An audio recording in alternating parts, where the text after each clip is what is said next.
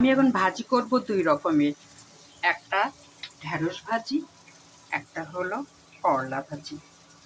ঢ্যাঁড়স ভাজি খাবে আমার ছেলে, করলা ভাজি খাবে আমার শাশুড়ি। কারণ আমার ছেলে করলা ভাজি একেবারেই পছন্দ করে না। তাকে যদি আপনি করলা ভাজি দেন, সে অমনি রেখে দিবে, বরঞ্চ আরও নষ্ট করবে। এত দামি জিনিস নষ্ট করা যায় বলেন? এই জন্য আমি ফুর্তি করে দুই রকমের ভাজি করি। আমি যেদিনকে করলা ভাজি করি, কারণ করলা ভাজি আমরা তিনজনে পছন্দ করি। আমিও পছন্দ করি, মেয়েও পছন্দ করে, ওর বাবাও পছন্দ করে। শুধু পছন্দ করে না ওর ও আমার ছেলে। আর ও পছন্দ করে না বিধায় আমার হয় যত সমস্যা। কারণ করলা ভাজিটা সবারই পছন্দ, শুধু ওর জন্য আমাকে আবার আলাদা কী করতে হয়, করলা ভাজি। আর ভাজি তো আপনি লাগবেই, রুটি খেতে লাগে, তারপরে ভাত খেতে লাগে। করলাটা যদি রুটি দিয়ে খাওয়া হয় না, ভাত দিয়ে খাওয়া হয়, কিন্তু ঢ্যাঁড়স ভাজিটা আমরা সব ভাত রুটি দিয়েই খাবো। এই জন্য ছেলের জন্য করব ঢ্যাঁড়স ভাজি, আর আমাদের জন্য করছি করলা ভাজি। করলা ভাজি দিয়ে ভাত খেতে আমার অনেক টেস্ট লাগে। আমি অনেক পছন্দ করি করলা।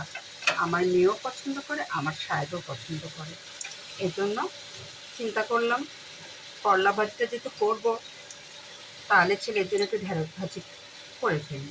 এর জন্য আমি ঢ্যাঁড়স একটু কুচি কুচি করলাম ছেলের জন্য, আর আমাদের জন্য এটা। এই ঢ্যাঁড়স ভাজি কিন্তু উপকারিতা।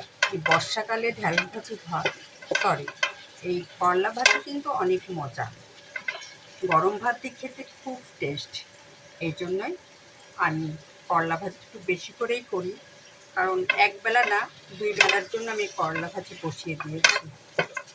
মেয়ে খাবে, আমি খাবো, শাক খাবে। তাছাড়া করলা ভাজি সবসময় একেবারেই করা হয় না। করলা সপ্তাহে একদিন আমি ভাজি করি, বেশি করলে আবার কেউ খাবে না। বাচ্চাদের চাহিদা অনুযায়ী চলতে হয়, কারণ মেয়েকে যদি ঘন ঘন করলা ভাজি দিই, তারও পছন্দ হবে না। এই জন্য সপ্তাহে একদিন করি, সব ভাজির রুটিন রাখি। করলা ভাজি একদিন করি, ঢ্যাঁড়স ভাজি একদিন করি, অন্য সবজি একদিন করি, এভাবে ভাজিটা আমার করা হয়। তবে ডাউল আমার কমন, আমার বাচ্চারা ডাউল খায়। এই জন্য আমি ডাউলটা বেশি রান্না করি, আর সবজিটা একদম এক একদিন এক একটা। তবে সাহেব নিয়ে কোনো সমস্যা নেই, সাহেবকে যা দিবেন তাই। এখনকার বাচ্চাদের নিয়ে যত সমস্যা, ঘরের লোকটা কোনো ঝামেলা না করলেও বাচ্চারা খাওয়া নিয়ে যথেষ্ট ঝামেলা করে। এই জন্য তাদের সিস্টেমে চলা হয়, সাহেবদের গুরুত্ব কম দেওয়া হয়। বাচ্চারা না খেলে আবার মনের ভিতর খসখস করে। এই জন্য তারা যাতে তৃপ্তি সহকারে খেতে পারে সেইভাবেই ব্যবস্থা করা হয়। এই জন্য ধরুন না, আমি আজকে দুটো রান্না করছি, দুই ভাজি, ছেলের জন্য ঢ্যাঁড়স ভাজি, সাহেবের জন্য করলা ভাজি। বর্তমানে আমাদের এভাবেই চলতে হচ্ছে বাচ্চাদের মন মতো।